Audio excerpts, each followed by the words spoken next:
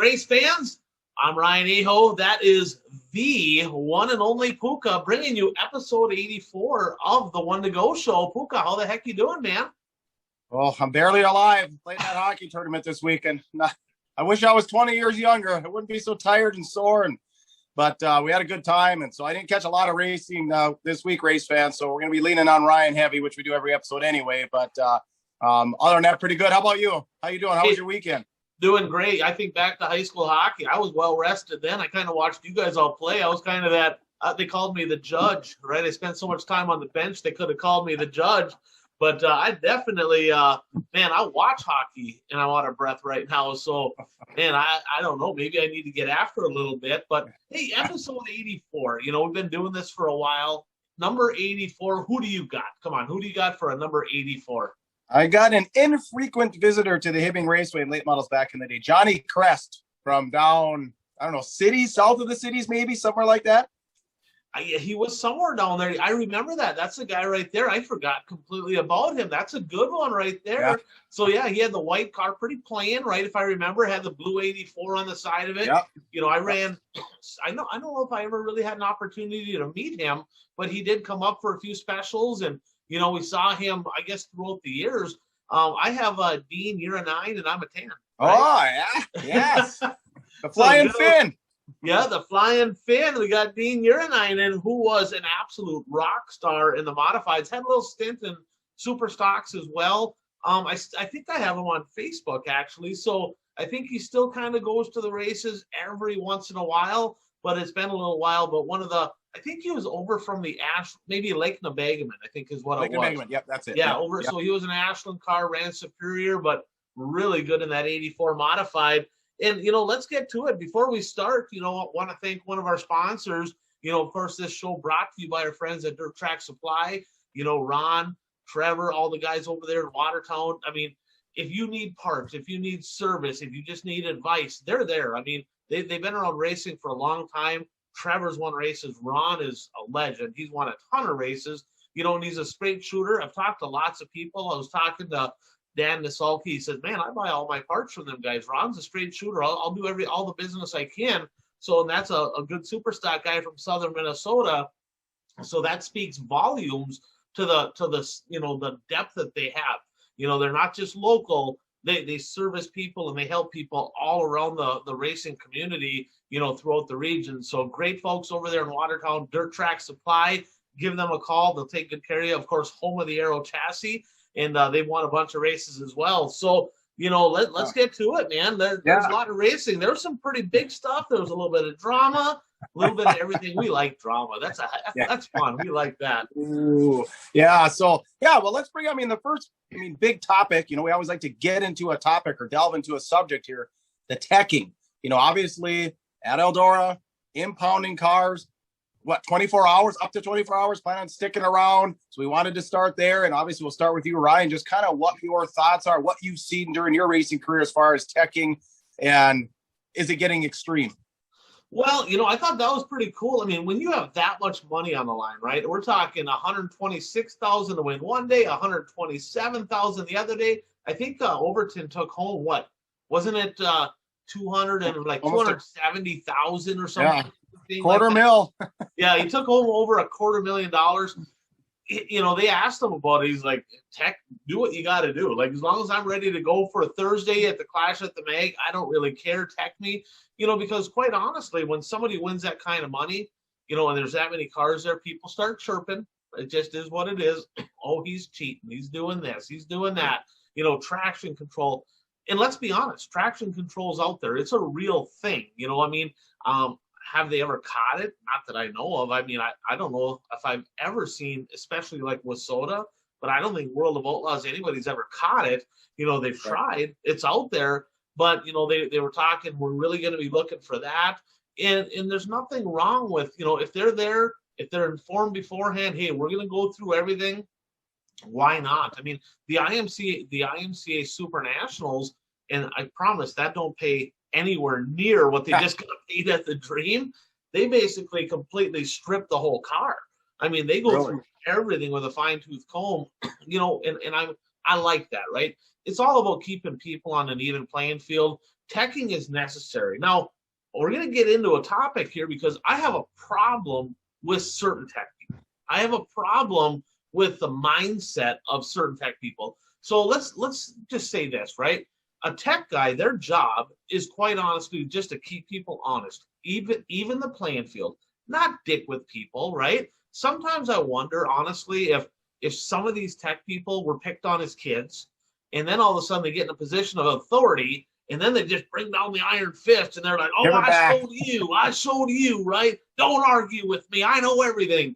And there's a lot of them out there. Some of them are great. There's some great tech guys, but there's some that just have a chip on their shoulder, and they got to look at it. They got to really think to themselves, is their job? I mean, should they be going, "Oh man, my job, I'm going to try to get somebody tonight," right? You think about police officers. There's some fantastic police officers and law enforcement in our country. We're very thankful for them.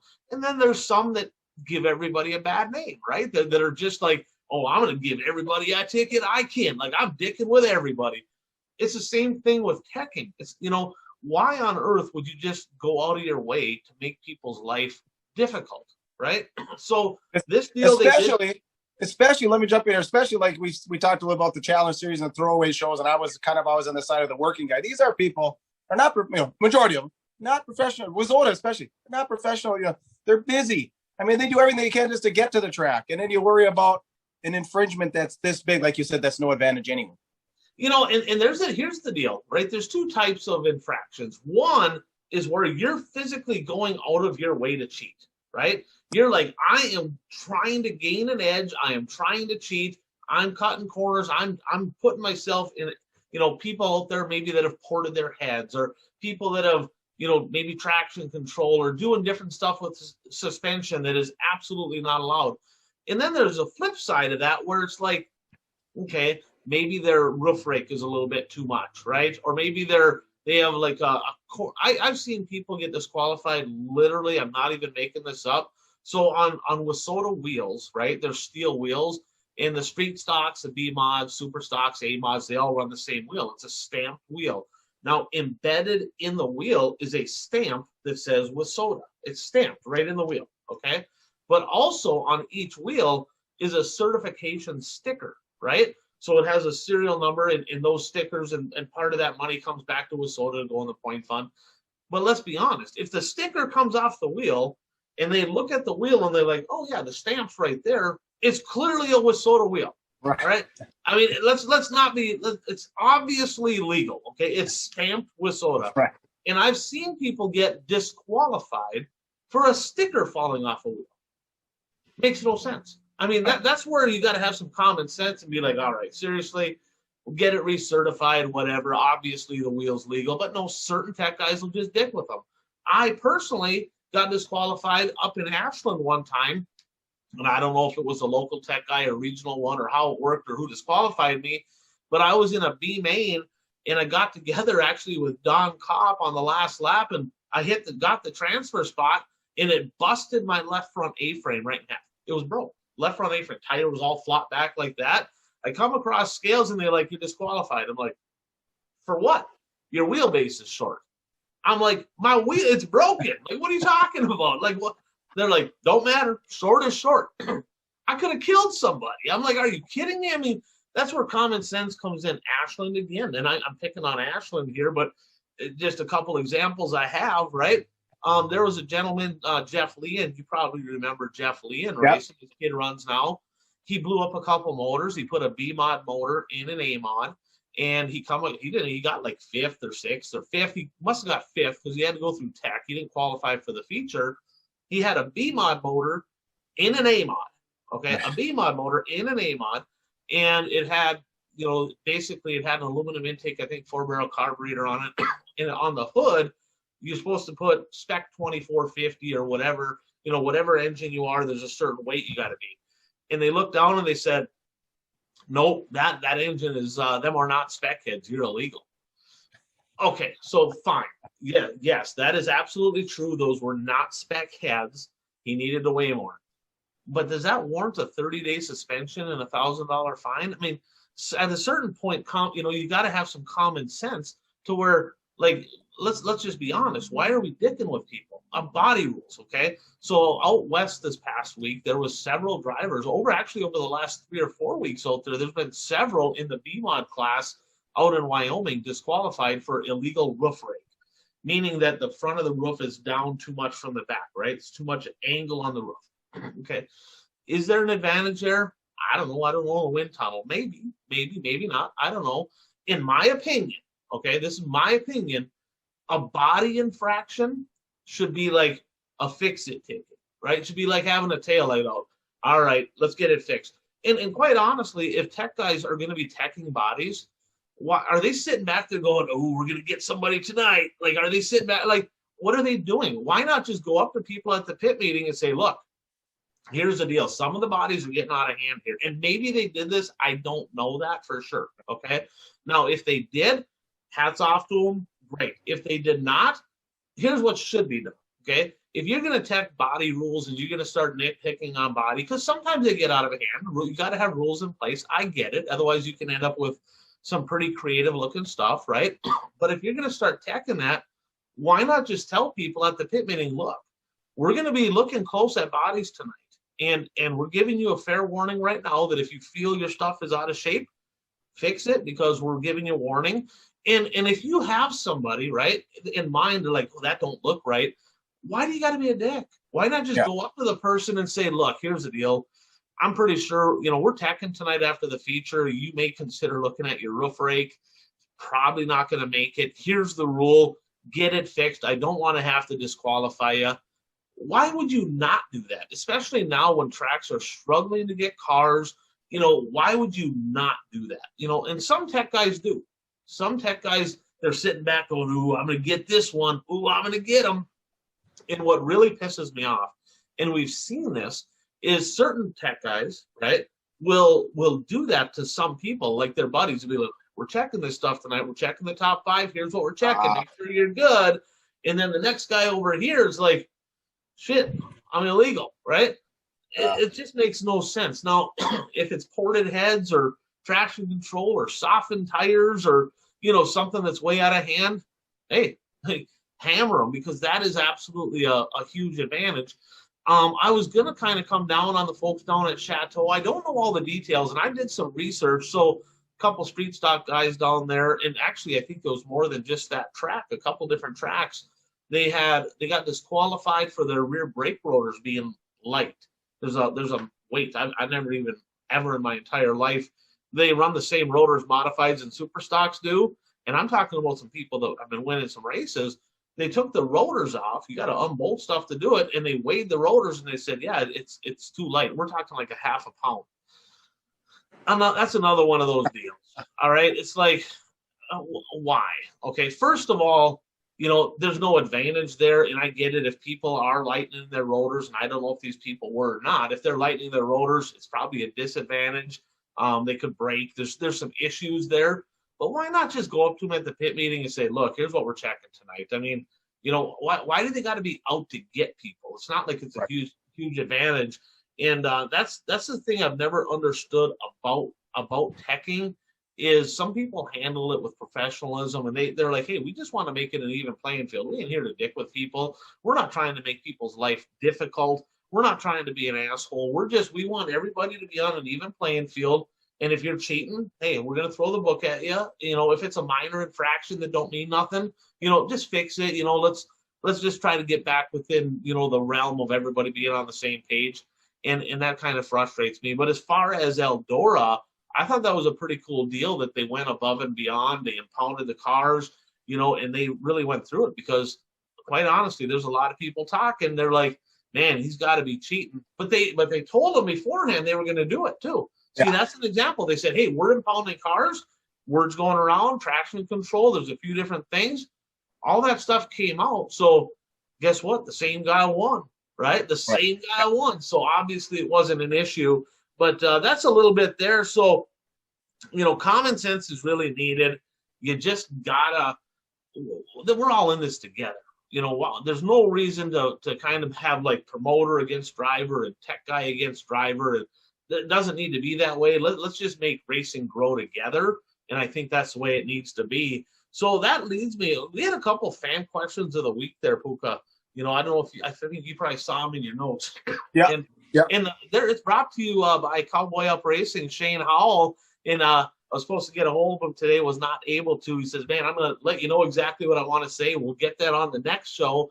But Puka, he won another feature, actually. He won Friday night over in Fergus, the I-94 Sure Step Speedway. So that's 3 in a row, actually, for Cowboy there. That's pretty cool. I think he ran after that, didn't win, but he had 3 in a row, so that's pretty cool for him. But one question I got was from Patrick, okay? And it says, why do some drivers, and I want your take on this, and then I'll give you my take, but why do some drivers skip out on racing at home and drive 2+ hours to go race somewhere else? And I'm talking weekly stuff, right? I'm not talking like if they have a weekly show at home and it's $5,000 to win 2 hours away. I'm talking if it's two weekly shows.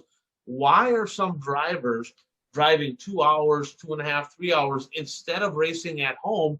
And what effect does that have on the sport? So I'm going to ask you this question in particular. As a fan of racing, did you have certain people that you wanted to go to the weekly program and you're like, man, I want to watch these drivers? And how did it affect you as a fan when they weren't there? Well, yeah, this is a great topic. And, I guess one reason that they may be doing is just what you talked about. Maybe there's a jerk tech guy. Maybe they just don't like the promoter, the association. They're angry. They're frustrated. Maybe it's track conditions. It seems to make no sense. And I think, of course, it's greatly affecting weekly racing. Like I said, this is, if you're not supporting your local track and then they close, don't complain that you always have to drive 2 hours or what is it? You got to support, even as fans, support your local track. Otherwise, that thing shuts down. You're driving 2 hours on Friday night or 3 hours on Saturday night, whatever it may be. And another thing that not racing your local track, I saw this happen years ago with a guy I knew. His sponsor showed up one night at the local track. He was gone. He was 6 hours away. He was at a special, but the guy got there and looked around. His car wasn't there. Well, then the next year, they went back to ask for a sponsorship renewal, and they said no because he was not a racing guy, but he got involved a little bit. And one night he decided to go. His car wasn't there. He kind of threw up his hands. So that's another thing could adversely affect you as a racer if you're not sticking around home. What are your thoughts? Yeah, you're exactly right. So, I'll answer the first question is why do people do that? And there's a multitude of reasons, and you touched on them. Sometimes their local track, they're like, I just don't like racing here, right? I get it. Maybe their track's not as good, or maybe they're better at a different track, or whatever it may be. Maybe there's a rivalry going on and they just don't want to deal with the drama. Maybe they're fighting with the promoter or the tech guy.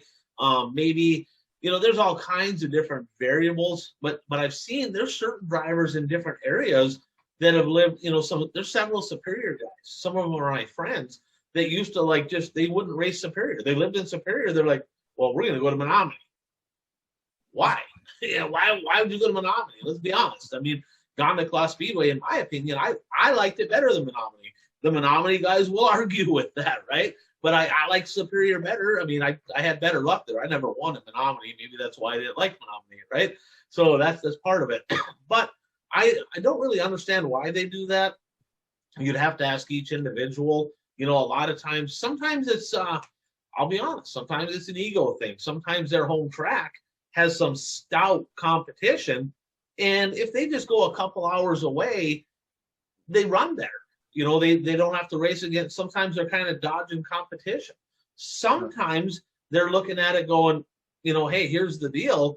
I'm one of 30 drivers here, which that ain't the case anymore, but I can go there and there's a lesser field. I feel a little bit more significant or whatever it is. I really don't understand that. I always tried to support my local tracks when I could, and I'd hit specials, but I raced for track points too.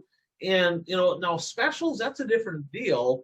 I can see why somebody would leave home and go to a special. So to piggyback off that, I had somebody ask me this weekend, if there's a special in your area, right? If you live in area A and you have a track that's like an hour and a half one way that is regular pay, and you can go an hour to an hour and a half the other way, and it's like $1,500 to win, why would you go to that one?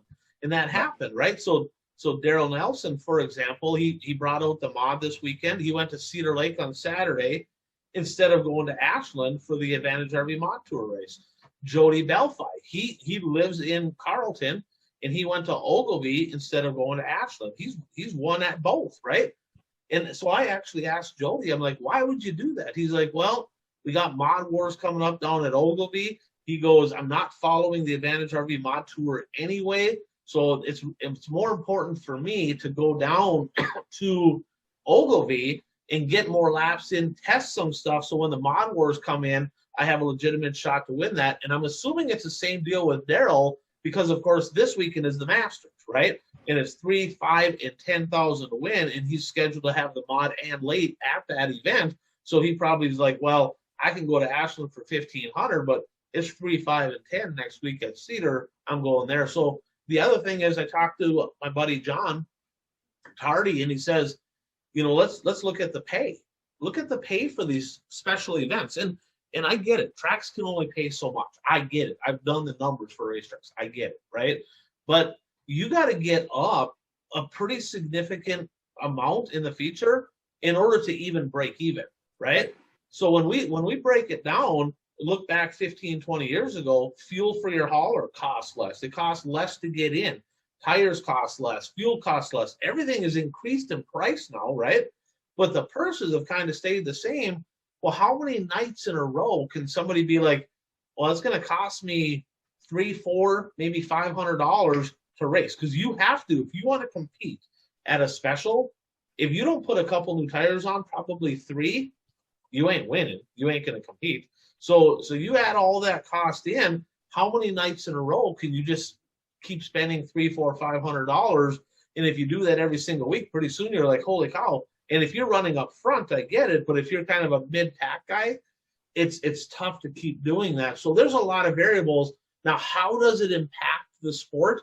Exactly like you said, sponsors is number one. If you're going around your home area and you're asking all these businesses to sponsor your car, hey, support my race team, I'm going to promote your business, and then you're not even at the track that's going to actually benefit them, I just shake my head, right? I mean, that literally makes no sense to me, and that happens. Sadly, that happens. But the fact is, certain sponsors don't care. Certain sponsors are like, hey, I don't care where you race, you just got to have that communication with your sponsors. The other thing is the fan base, right? Because nowadays, tracks back when I was racing, right? And when Harry Hansen was at the top of his game, fan bases were different. When my dad raced and all of them, people come down in the pits afterwards, and all these haulers would have 10, 15, 20 people at it. People be socializing. It was like a gathering.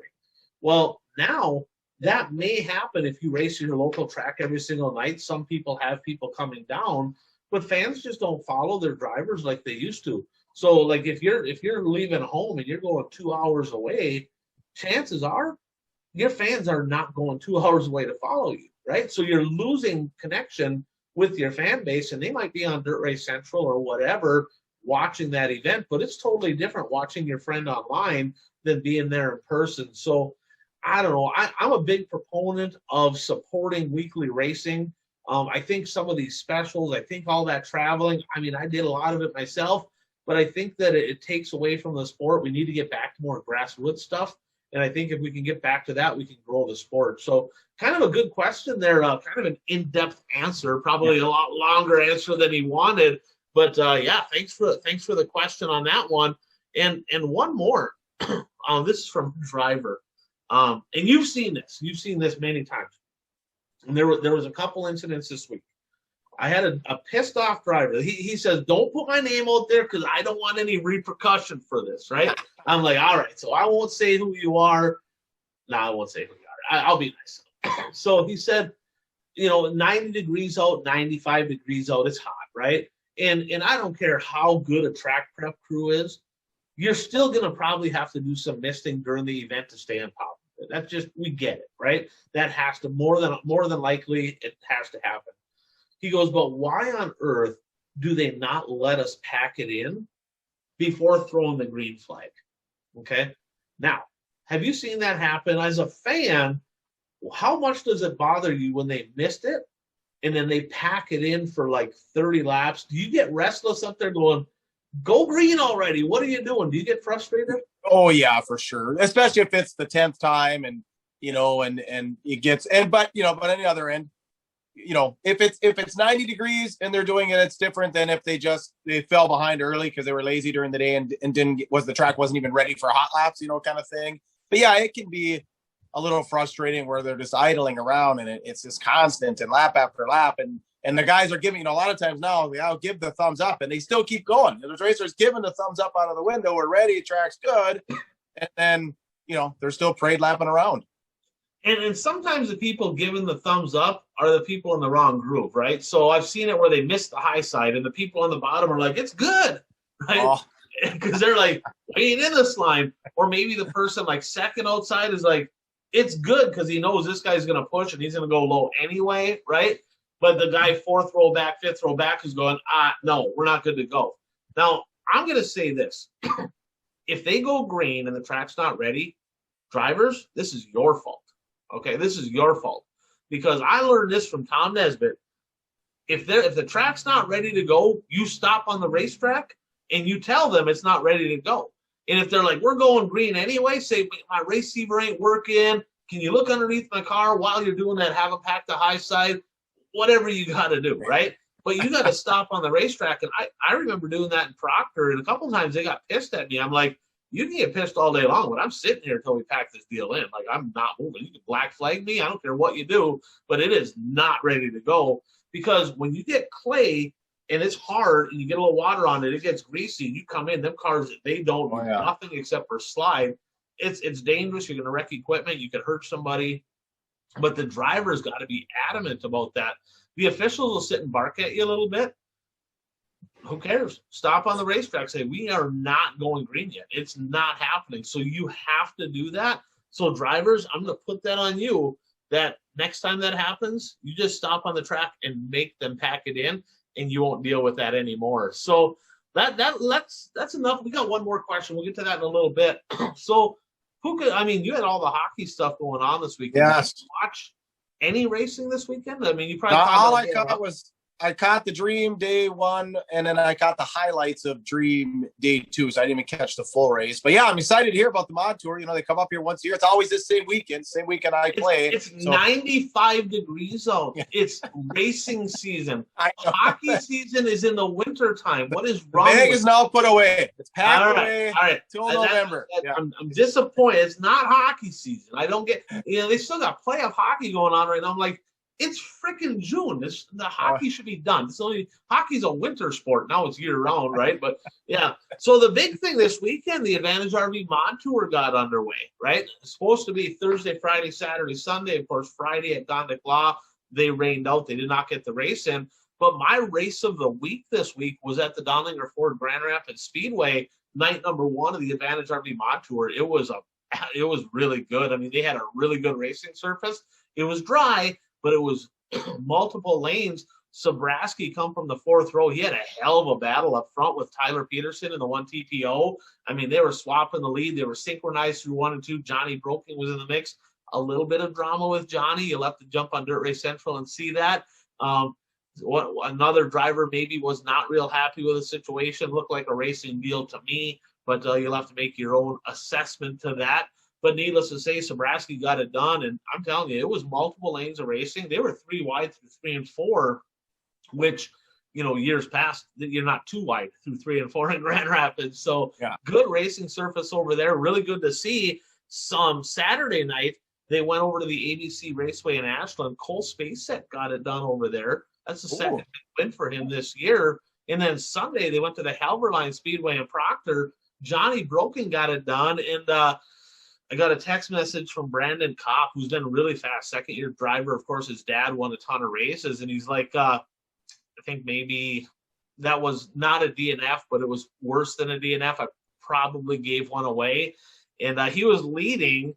They come down to a couple laps to go right at the end. They get into lap traffic, and Andy Jones is right in front of him, and he got in the back of Andy, and Andy gets turned around, okay? And the initial call from the track workers, like incidental contact, leader on the lap car, Kopp gets his spot back. We're going to go back to green. And then the series promoter, Ruben, he overruled the call, right? And he's like, ooh, yeah, he overruled it. And he says, no, 22 to the back. Okay. Well, the first thing I'm going to say is this. Brandon Kopp had no issue with it. Like, he's like, hey, I screwed up. I was impatient. It is what it is. I think it was probably the right call. I got in there a little hot. I got into him. I initiated the contact. Like, he didn't complain about it at all. He handled it like a true professional. I probably would have been a little bit uptight about it, going, how the hell can they overrule that call? I would have been pissed. But he's like, if I wouldn't have got into him, he wouldn't have spun. Could he have saved it? Maybe. He goes, but I got into him. I was over, Johnny was all over me and got a little bit impatient, got into him. Now, the fan question of the week, I got this from Jeff. Our third and final fan question of the week is, should a series promoter have the latitude to overrule calls made by track officials? That's a slippery slope. Okay. Right. What is your thoughts? And then I'll give my thoughts on it. I do think they have to just, whether it's right or wrong, when you're following a series, you're going to get a little bit more of the benefit of the doubt, right or wrong. But they need to be loyal to their drivers just a little bit. But I kind of have a question. Isn't there some sort of WISSOTA rule where you get a little leniency? Isn't there kind of some leader protection if you do, with the lap car, if you kind of bump them a little? What's weird to me, and this is, so if anybody from WISSOTA is listening, I haven't brought this up in years, but I think this should be the case. There is literally no guidelines on how to run a race program for a WISSOTA track. They leave it up to each individual track, okay? To me, that's a mistake.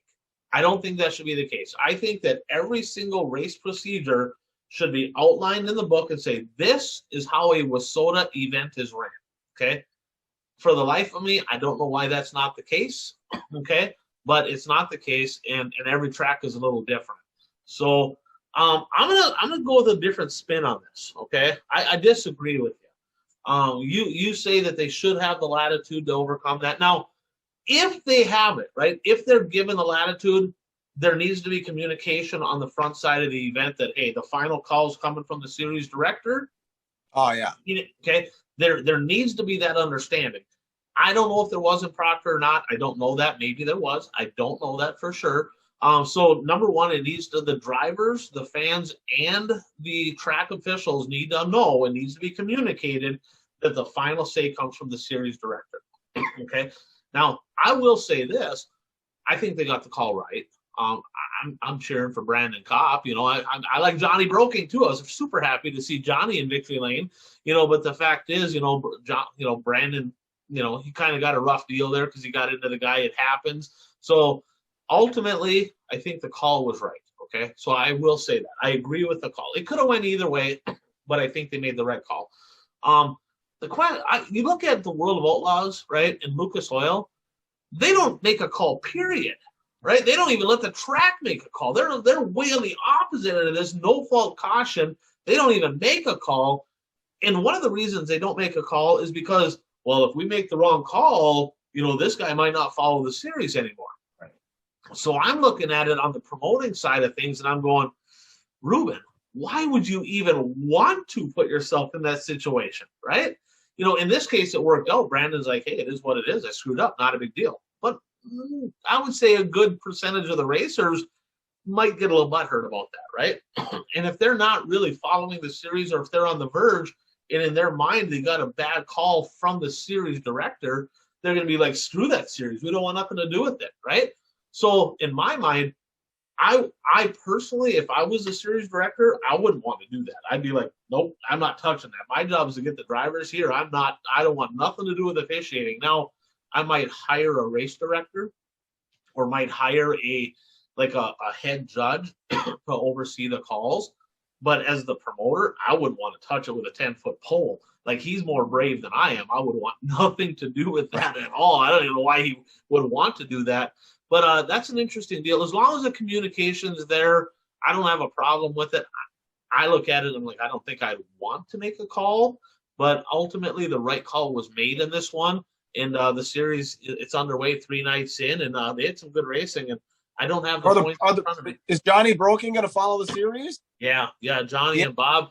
Yep, they sure are. And Johnny got, I think he got maybe third maybe the first night. I don't know how he did up in Ashland. I think he was up in the top 5, so he's got to be right there. Him and Ishins, and there's a few guys running up front in that deal. So it's gonna be a good series.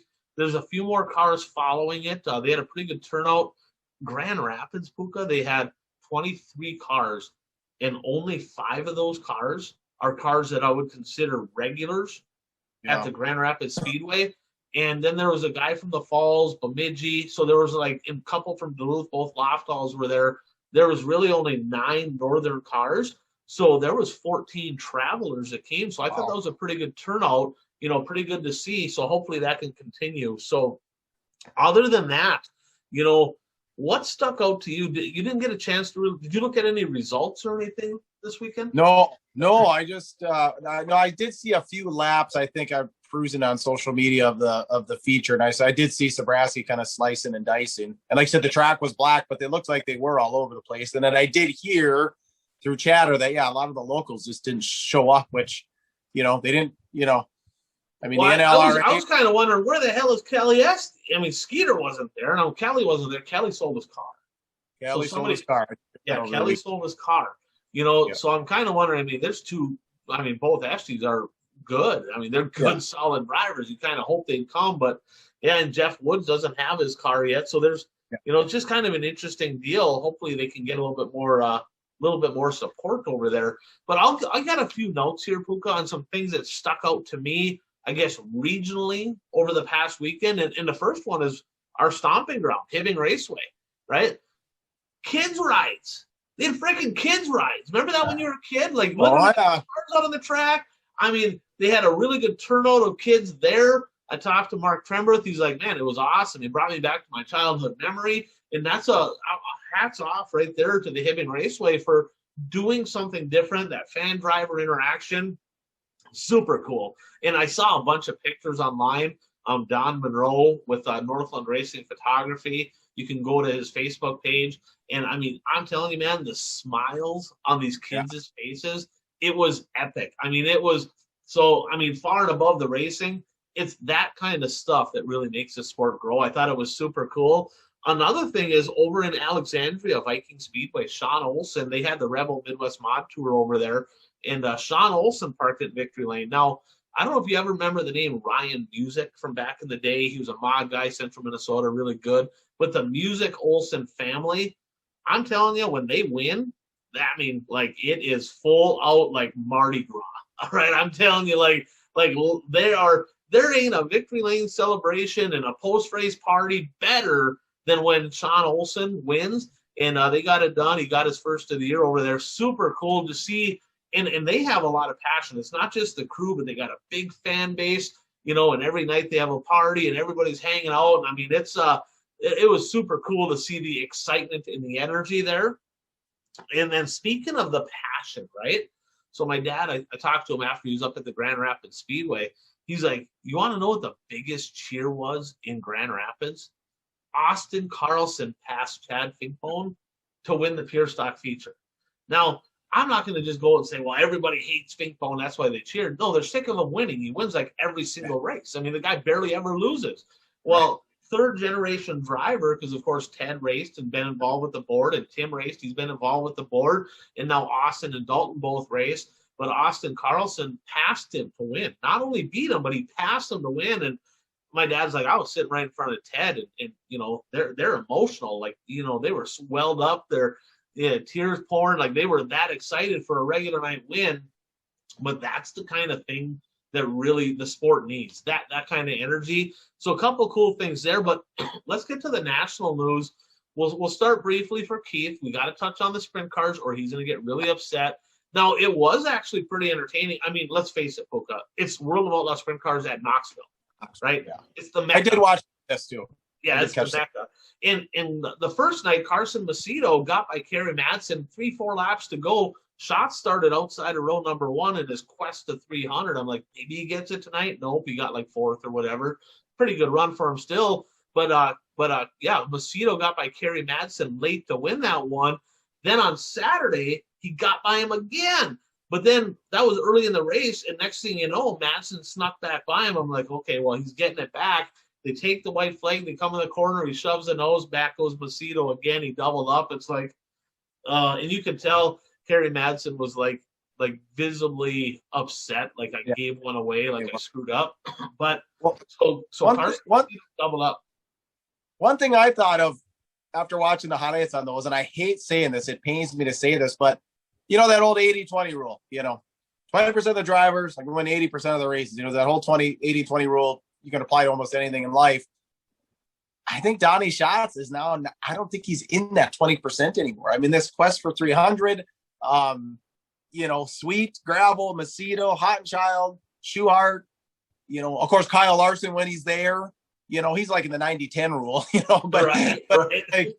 It pains me to say it, but I just don't think he's gonna. We'll know. I mean, well, Craig, it's what, June, middle of June, and was he? I don't think he has a win. He had the one win. Yeah, right. One win early on that was not a roll the ball laws. It was IRA or whatever. So, and like I said, he's still third, fourth in points. He's running solid, but man, he's just not in that. I don't think. We'll know. Like I said, we got another 4 or 5 months to go. We'll see. I mean, he'd have to put a hell of a rally together. Which if a guy could do it, it could be him. But like I said, it pains me to say it, but I just don't think he's, and whether it's that motor program we've talked a lot about, I don't know what it is, obviously, but I'd really like to see Donnie in Victory Lane get that 300. Right. Maybe at Cedar Lake. Maybe when they come to Cedar Lake, and they interviewed him and he's like, I'm embarrassed. It's embarrassing not having any wins. He's like really, and now at the beginning of the year, he's like, all right, I'm sick of hearing about 300, right? Because he's one away from 300. That's a huge milestone, right? He'll be I think it's just Kinzer and Swindell, right? Swindell, yeah. So he'll be the third, I believe. But the fact is, now he's just getting all out frustrated. And like you said, he's running good. It's not like he's like garbage. He's not like running in the back. He's in the top 5 just about every night. He's consistent. He's there. He's just got to get over the hump to get that win, and it'd be good to see. He's one of our guys, right? He's a semi-local guy to us, so we want to see that. So Donnie Schatz, get her done, man. 300, you get that done. I have a feeling that if he wins one, I think he's going to win a few, right? Because he's there, he's close.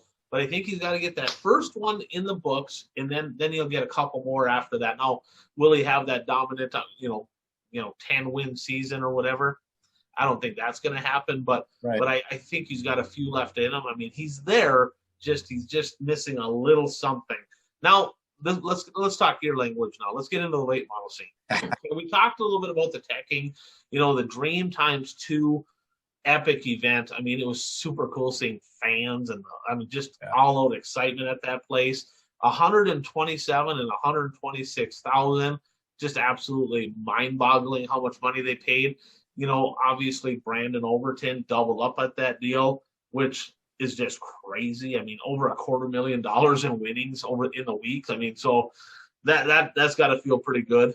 He probably did not go to the casino and spend his dream winnings like somebody else has in the past. But what stuck out to you from the little bit that you saw over at Eldora? What stuck out to you from this year's dream? Well, I was happy with McDowell. I did pick him to win the first night. He was in contention. He was a top 7 car, I believe, each night. But so good to see that. He's still, he's in his 50s or maybe even 60. He can still get her. On a fast track like that. You're moving. So he was nice and smooth, and it was good to see that a Bloomquist car can still compete. Because Scott certainly isn't. And then Bronson. I was kind of impressed with Bronson. I don't think a lot of people expect. He got the flat tire the second night, but he was in about the top 5. But that first night, he was running well.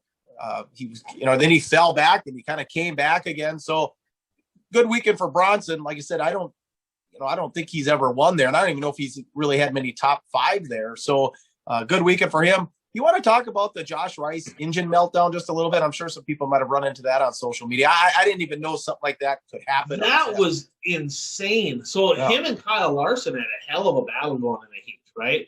And this was day one, and it's like, it was dicey. It was entertaining. And all of a sudden, he comes in, and his motor was dieseling. So evidently, it must have got, like, crazy hot because when it gets really hot, what dieseling is the motor just won't shut off. You can flip the switch off, and that baby just keeps going.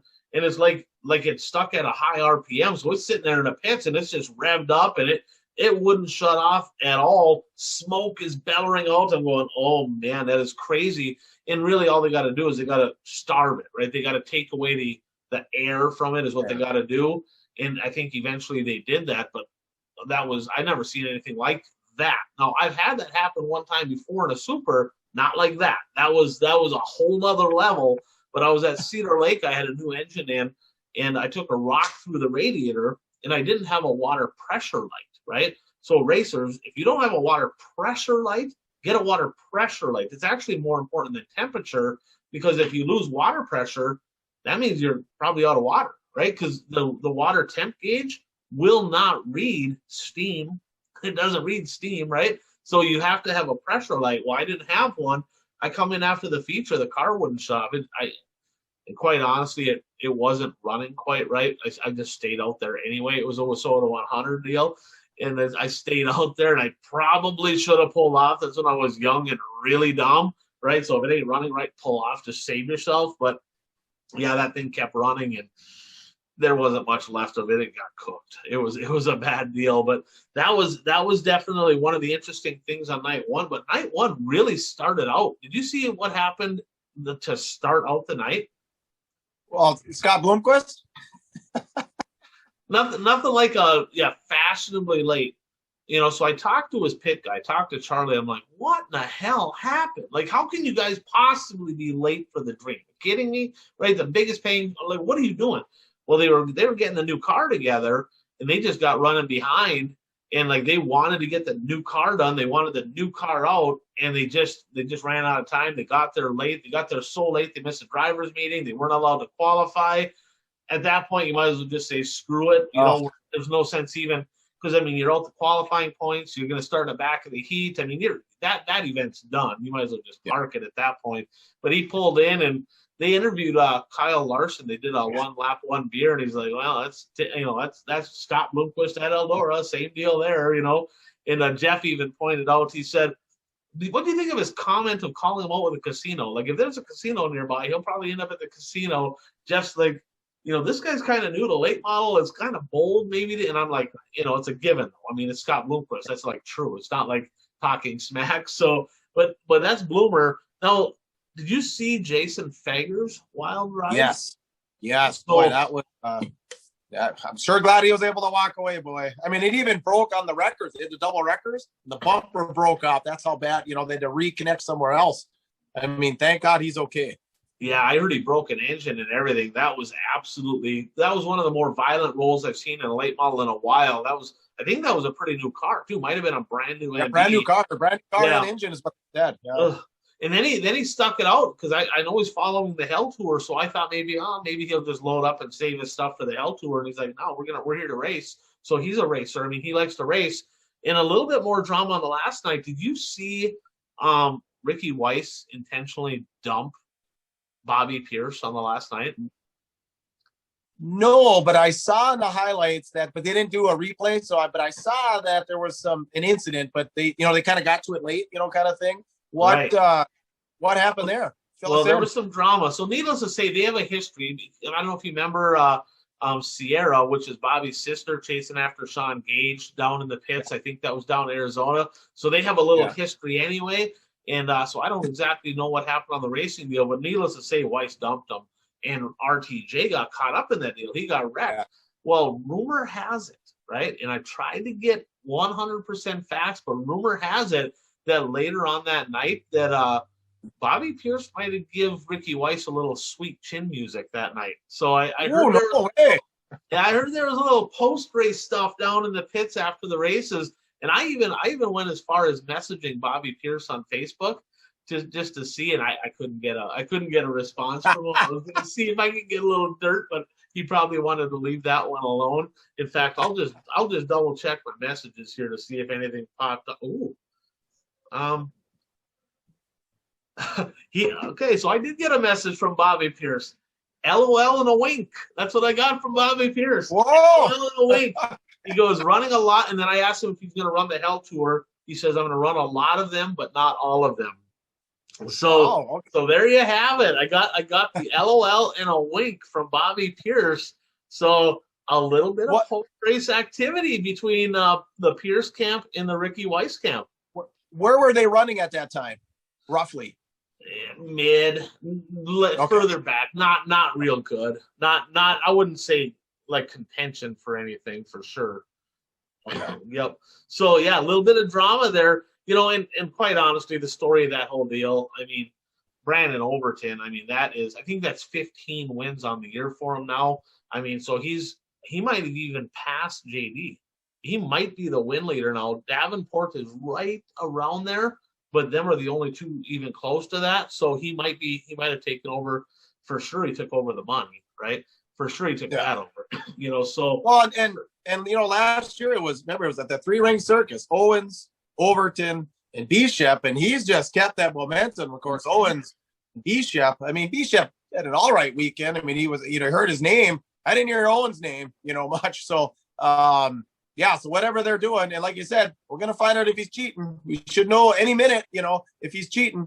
So good, congratulations to Brandon Overton. And they confirmed already he passed tech. He's all. He did. Okay. Yeah, his stuff's all done. So he officially won both dreams, last year's and this year's, in the same week. So hell of a week for Overton. So let's get to it. Some who's not and who's hot by our friends over at L&M Radiator. And I know you got a little bit to say about them. They're right in our backyard, right from Hibbing, right where kind of we grew up.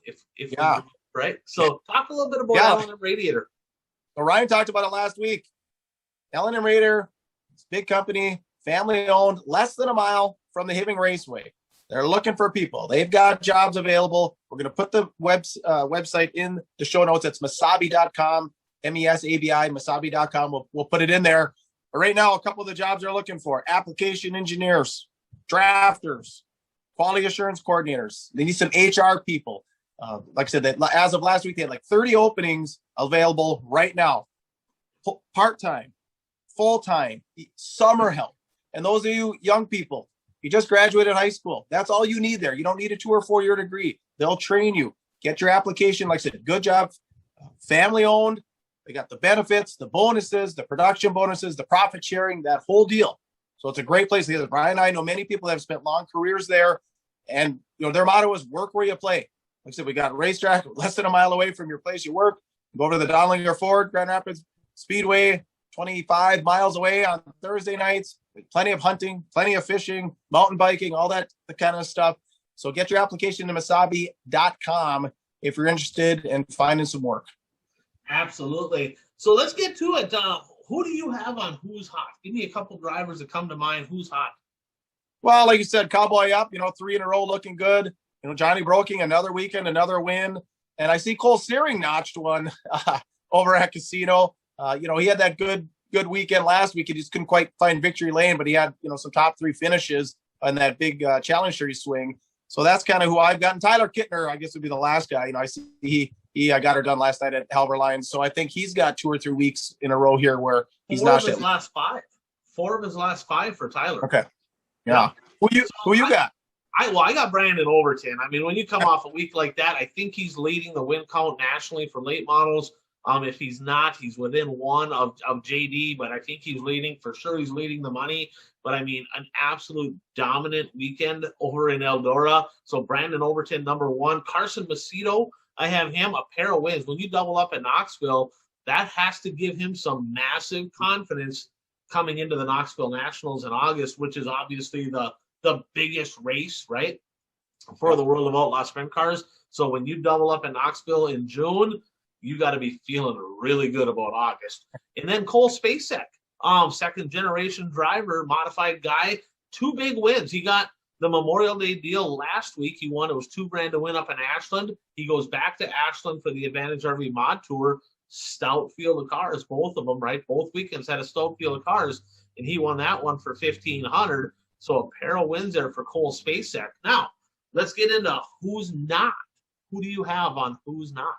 Well, I touched a little bit just when we were talking about Overton, how, last year Owens and Bishop, it was, like I said, a 3-horse race, and those two have definitely cooled off. Didn't hear a lot out of Turbo again this weekend. And like I said, Bloomquist just so disappointing. That's a place where he's just always been so competitive. And I knew there was a new car coming out, which I think maybe you can reflect on that. It seems sometimes maybe it's risky unless you can actually test it. I mean, some little part or just something isn't right. Can't get the car to fire. I don't know. Remember Madden last year was supposed to start on the pole. He can get his car to fire during the stream. But yeah, just disappointing because there's just something about Bloomquist at Eldora and the fans booing and it adds to the whole, like I said, the passion of the sport. It's good for the sport when he's competitive there. Yeah, and quite honestly, he just hasn't been competitive. So it's one of those deals. Is he going to get back to where he can be? I don't know. I've seen a couple of glimpses of some speed, but nothing that really gives me any reason to believe he's going to knock off a couple wins. So I got Ricky Weiss. I mean, literally, Puka, 3 podiums all year long. That's it. Over the whole course of the year, 3 podiums, 0 wins, 12th and 24th this weekend. Just not good. I'm not sure what's going on there. I don't know if it's a money deal. I don't know if it's switching over the cars. I don't know what's going on there. But, I mean, he is just a non-factor. I don't know what's going on with Team Canada. Now, Brad Sang, right? Brad Sang is a guy that he was in the top 10 in the power rankings much of last year, 1 podium in 9 races.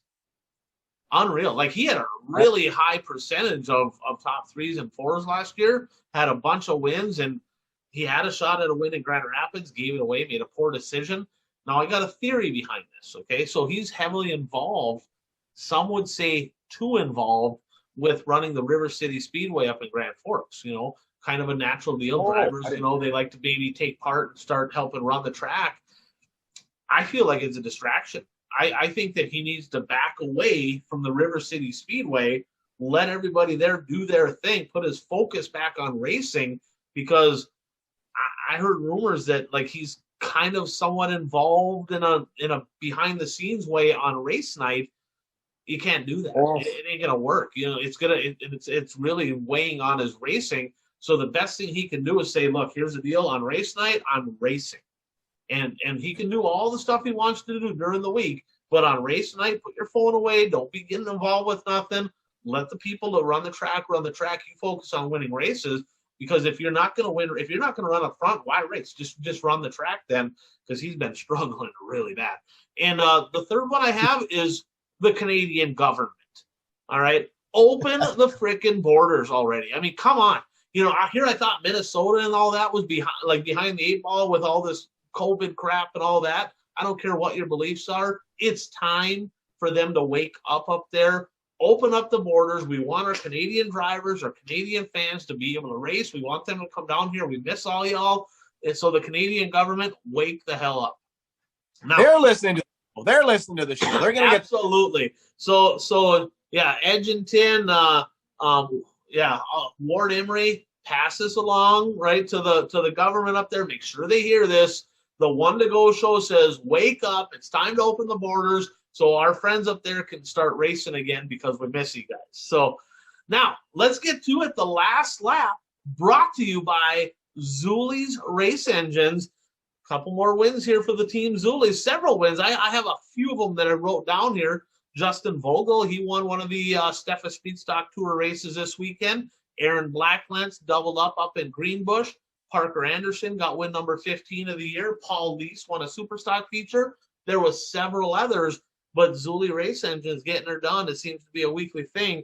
Get a hold of him. He'll help you out. He'll treat you right, and they got a good program over there. So what do you have? Do you have anything that comes to mind, like in the last lap segment here? No, I did see that you had the Kyle Larson 1 lap, 1 beer. So I did listen to it, and I kind of agree. Those comments with Bloomquist about, is there a casino near here? That he might have went over a line a little bit there, unless they're buddies. Maybe they are. Because remember, wasn't it about a year ago when they spoofed something where Bloomquist was like, rumor. Yeah, there was a rumor he's going to drive for Bloomquist. There was a rumor going, yeah. So if they're good enough buddies and you said that, not a big deal. I mean, I watched that on YouTube and there were like 34,000 views. So I mean, it's out there. There's a casino around. Just a little odd. Just a little odd. Yeah, there probably is some truth. Now, he also said that late models are quite humbling, right? Because the guy wins in everything, but all of a sudden he's like, I thought I was a half mile guy, and I didn't run good Yeah. here, and I didn't run good at Portsmouth. So it can be humbling. But and really, I don't pay much attention to NASCAR. But dude, he won 3 in a row. The Coca-Cola 600 at Charlotte, the Toyota Save Mart 350 at Sonoma, and then he just won the All-Star Open at Texas for a cool $1 million. I mean, so not only late models, sprint car, USAC, midgets, NASCAR, trucks, it don't matter. The dude just races. He's racing tonight, All-Star Circuit of Champions. He's racing tonight in that. So, and he talked about he wants to win the NASCAR championship and he wants to win the Flow, that Flow Weekly Series, Yeah. Flow Racing Night in America. He wants to win that one too. So Kyle Larson, I mean, drink it in. It just is what it is. Let's be honest. If you're a race fan, you can love them, you can hate them. It don't matter, right? But you need to sit back and you need to really embrace what's going on here because this is a once in a lifetime deal. I mean, Tony Stewart is the next probably best, right, that I can remember. Like he won in several different things. But I feel like Kyle Larson has taken that to a whole nother level. Oh, yeah. I mean, Stewart didn't dominate. I mean, he would win, but Right. I mean, Kyle dominates. Like I said, he comes back to a sprint car race. It's the 90-10 rule. It's not the 80-20. Exactly. You know, let's jump into another subject here. You know, this is a class that he hasn't won in is super stocks. Okay, I'm just going to be honest. I mean, he just hasn't won in a super. I don't know how good he is. But little news in the super stock world there, Puka. Chateau Speedway down in Lansing, which is kind of the Friday night deal in Minnesota down by Deer Creek. They announced today no more super stocks. They dropped them. They've had less than 5 down there a couple nights in a row, and they have a bunch of classes. And basically, it's if you want to race at our track, you're gonna have to pick one of the other classes. And I'm all about them dropping the 4. I'm not all about them dropping supers. I mean, come on, that's my favorite class, you know. That's right. But I get it. I was talking to Dan DeSalke about that. That's one of the tracks he runs at. He's like, that was my favorite track. Now he goes, I'm either gonna have to get in a different class or I'm gonna have to race Menominee or something. So quite the interesting deal. But we have some shout outs, and you mentioned Tyler Kittner already, 4 of the last 5. There's a few shout outs that I want to give just a little extra. Dude, George Ledeen. Did you see that? Yeah. George Ledeen. Yes. First win since 2013. Bravo was there. He kind of got to him, but George held it smooth. He looked really good. Back in victory lane. Great to see. It's always cool to see an underdog win if you're not racing against them. Trajan Schmidt, a buddy of mine, I'm kind of helping this kid out. Incidentally, they got One to Go Show stickers on the car. Okay, Wow, there you go. Point that out. But he Magic. got his first win in a super stock this past weekend over in Madison, so that was super cool. And then another guy, the reigning champ in the super stocks, Kevin Burdick, he's got 4 of his last 5. He's red hot. Rob Petrov out west in Montana, 4 of his last 5. And AJ Demel, a guy that we've been going, where's Waldo? Where the hell is this guy? What's he doing, right? He ain't following the Challenge Series. What's he doing? Well, he unloads at the Tom Siding Memorial over at the Red Cedar Speedway. AFCO Race of Champions qualifier night, by the way, right? I Really? go to the 100 or not, but he parked it in Victory Lane, $3,000 richer. So is he maybe getting right in a rhythm right before the Masters? Right. Possibly. Well, He might be the guy to win. How about Jeffrey Woods in Hibbing too? What's that? His second win? Yeah, he had one last year. I tell you, he's looked good all year. He's really coming around as a race car driver. Smooth. He's kind of on his game. I would not be surprised if that 55. I'm going to put the over and under at 4 wins this year. I think he's got a handful in him. Like he's looking pretty good. I'm pretty impressed actually. So the picks of the week. Let's just do a little quick recap last week. So Jeff had Overton on day 1. He's like, I was going to pick it. Well, you didn't. Okay, you only picked a 1. You're going to get 1, okay? So Jeff gets him on day 1. You had Carson Macedo on day 1, and the rest of us, the golden goose egg. Again, okay? Yeah, boo on that one. So I'm at 13. Bert's at 10. Jeff's at 7. Pete and Puka, you're both at 4. And Keith, come on, buddy. Come on. You're at 3. So you're lagging behind. I'm just going to be honest with you, Keith.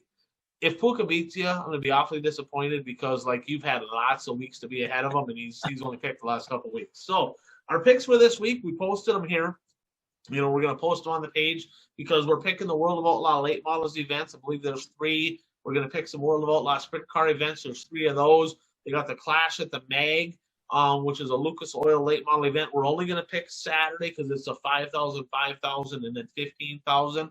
And then the Masters, we're going to pick the Saturday events that are both paying 10 grand to win for the USMTS modifieds and for the, we'll call them local late models, because it's not WISSOTA, but it's their local late model type rule. So we're picking all those, but I posted them here for everybody to see. If you're listening on the podcast and you're wondering what we picked, you're just going to have to jump on Facebook and watch the show. So with that said, though, we're going to do this. We're going to talk about our sure bet of the week.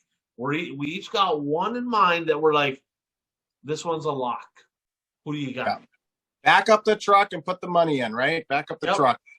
I'm taking Jimmy Mars at the Masters in the late models that Saturday night. I think it's a sure bet. He's going to be there, obviously, racing Thursday, racing Friday. Practically a home track for him. I like Mars, hands down, on Saturday night at the Masters. And I also like Rodney Sanders over Ramirez over the weekend down there. Rodney runs pretty good in Cedar Lake. No, Jimmy Mars, if you remember last year, his blinker stuck. And he actually moved over and let Hannestead buy to win that 10 grand. Hannestead last year, that's the first weekend that he raced, and he went up to Superior. And we're like, and then I remember we talked to him, like, he went up to Superior and he won. He's like, I wonder if some of these guys are going to come down on Saturday. I'm like, nobody's coming out. If they ain't there on Thursday, Friday, nobody's just going to show up on Saturday. It ain't going to happen. Like, nobody would do that. If you're going to race for 10 grand to win, you're going to be there the first 2 nights. I had to eat crow because not only did Hannestead show up randomly out of nowhere for just the Saturday deal, he won it. I'm like, all right, I guess I was proved wrong on that one, right? So he got her done. So, yeah, that'll be interesting. Mars, he had a shot to win that one. I actually have Beamer to win that one in my picks.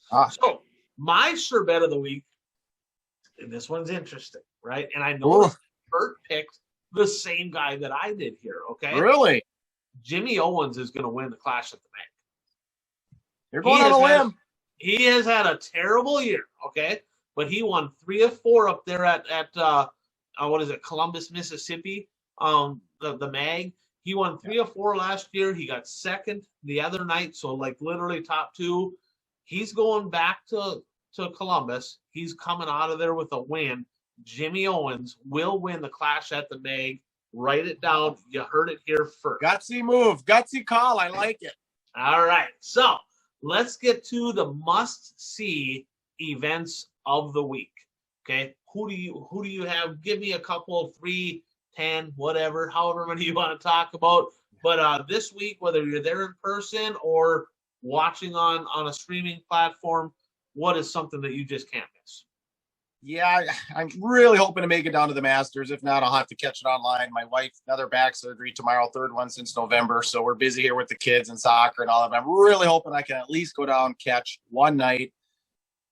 Just like you said, too, Hell Tour's kicking off. That's always fun and exciting. Hardly wait till they get back to Fairbury. I haven't seen any dirt slinging at Fairbury in a long time, so excited to see that. And I'm really interested. My third one is that PA swing for the World of Outlaw late models, because you've got Max Blair, who actually won the Firecracker last year. You have Satterley. Eckert's already won a World of Outlaw late model race. So you get those guys in there. You know, we talk about the Pennsylvania posse with the sprints. There's some real good late model drivers in that area, too, that could steal the show or 2. Who knows? So I'm going to keep an eye on that, too. What do you got? So, how long you been married? 20 or on year 23. See what happens. You get married to Puka, with him for 23 years. You got a bad back. I mean, she's been carrying you for 23 years. No wonder she got a bad back. All right. So Heather, we feel for you. Hope surgery goes good, but trust me, we understand. Okay, we get it. Me and Bert been carrying Puka for a long time as well. So my back's starting to hurt too. All right. So my must-see events of the week. I mean, you got to go with the Masters, right? I mean, that's number one. I mean, the USMTS mods coming in. There's some stout local guys. Like Sobraski got second in that deal last year. He ran good. I'm pretty sure he's going. Ashley Anderson has been red hot. So I assume he's going to be there. Daryl Nelson unloaded. I assume, well, Jesse Glenn's will be there. AJ Deema will be there. These are all local guys. And then you add in, Sanders, Ramirez, and Mullins, and Jake O'Neill, and all these guys. You're going to see a hell of a modified show. And then the late models, of course, you put 10 grand to win. There's only a handful of 10 grand to win shows in our area. So when they come to town, you want to see that. I believe this week's event at the Masters is on Racing Dirt. Okay. Typically, Dirt Race Central covers it with the FYED.TV. Right. You'll have to look, but I'm pretty sure it's Racing Dirt because they're contracted with the USMTS. So you'll have to take the action there. The Hell Tour starts tonight. We're posting this. It's Tuesday right now. We're doing the show, of course, on Monday, but the Hell Tour starts this week. I'm jacked for that. I mean, you want to talk about stout late models up in the PA area. That Illinois contingent. Oh, yeah. Really, really good hot rods are on there.